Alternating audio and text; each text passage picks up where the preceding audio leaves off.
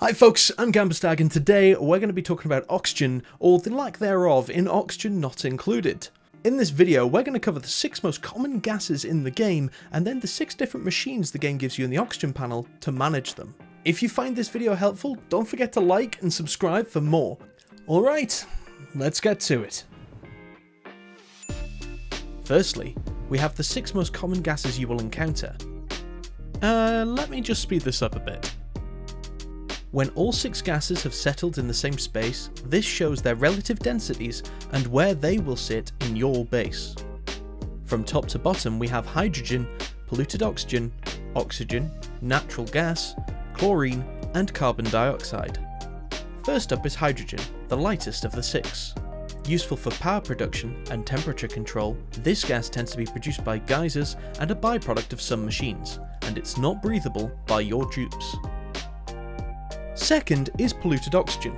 This shares the same density as oxygen but tends to settle above it. This gas causes food to rot at double the rate and will rot even frozen food over time too. In addition, it is the main vector of slime lung disease and is breathable. Third is oxygen. Being the main issue in the early game for many, this gas is breathable only once its quantity per tile is above 50 grams, and the ideal range per tile is about 1 to 2 kilograms. Fourth is natural gas. Now, like hydrogen, this is really useful for power production, is mainly produced from geysers, oil processing, and duplicants with the flatulent trait. Looking at you, Meep. Fifth is chlorine. As in the world around us, this gas is primarily used to disinfect germs. This is due to its ability to kill off any germ it comes into contact with very quickly. It is unbreathable and dense, so it will naturally settle towards the bottom of your base. Lastly, we have carbon dioxide.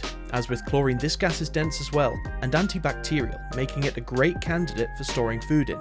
This is one of the heaviest gases in the game and will build up from coal generators, wood burners, and even duplicants respiring around your base day to day. So let's move on to the machines in the oxygen panel. We have 6 machines. From left to right, there is the Rust Deoxidiser, Electrolyzer, Carbon Skimmer, Deodoriser, Algae Terrarium, and the Oxygen Diffuser. So I've set up a few small enclosed spaces for a demonstration of each object's abilities. We'll be covering these from the simplest machines you can access towards the more advanced ones. This is the Algae Terrarium, and it's about to get a delivery of water from our wonderful dupe. As soon as it's provided with both algae and water, it will begin to produce oxygen. In addition, it will take away some carbon dioxide and eventually it will need manually emptying of polluted water. Production ratio is about 30 grams algae plus 300 grams of water to 40 grams of oxygen and 290 grams of polluted water per second, and it deletes around 333 milligrams of carbon dioxide in that time as well. Secondly, we have an oxygen diffuser. This requires both algae and a constant source of power at 120 watts. It turns 550 grams of algae into 500 grams of oxygen every second. Fairly simple ratio, right? However, the power requirement makes this a fairly demanding oxygen producer in the early game, normally needing a dupe to use a manual generator several times a day, taking up valuable duplicant time. This is less efficient than the Algae Terrarium and will burn through your supplies fairly quickly. This will also produce a reasonable amount of heat into the surrounding environment when in use, so make sure to place it responsibly. Next, we have the Rust Deoxidiser. This machine is very useful in the early game with a low power requirement of 60 watts. It converts rust and salt into oxygen, chlorine and iron, which is very useful if you're struggling to find metals to make your power systems out of. The major drawback of this machine is the heat it produces and trying to deal with the chlorine in the early game, as it's not an easy gas to siphon out. The exact production ratios are 750 grams of rust and 250 grams of salt to 570 grams of oxygen and 30 grams of chlorine, as well as 400 grams of iron every second. Remember that in ordinary pressure scenarios, no machine will produce oxygen when the surrounding area has a pressure of around 2 kilograms per tile. Now we see the Electrolyzer. This will inevitably be the mainstay of your base in the mid-game.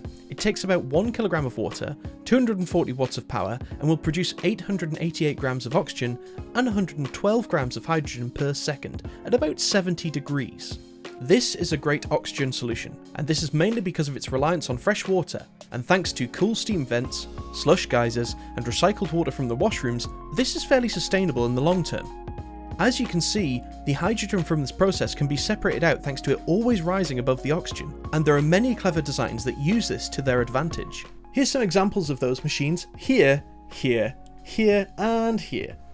Now we move on to two machines that don't explicitly create their own gas, but convert one to another state. This is the carbon skimmer. It requires 120 watts of power as well as 1 kilogram of water per second to function. When it is turned on, it will output exactly 1 kilogram of polluted water, and it will delete 300 grams of carbon dioxide per second. It will also produce a small amount of heat. This can be used in conjunction with a water sieve and can run indefinitely, assuming both the sieve and the skimmer have power, as well as the sieve also having access to a filtration medium. Finally, we have the Deodoriser, which takes no power at all and only requires a filtration medium to process polluted oxygen into oxygen. Specifically, it will consume 133.33 grams of filtration medium and 100 grams of polluted oxygen, and it will output about 143.33 grams of clay and 90 grams of oxygen per second. This machine is incredibly useful when dealing with large areas of swamp biomes or slime lung infested areas, as it's a set it and forget it kind of device. So was this useful for you? Let me know in the comments below what kind of videos you'd like to see in the future. Don't forget to like and subscribe so you don't miss the next tutorial in the series. Thank you for watching, and maybe I'll catch you in the live stream soon. Bye bye!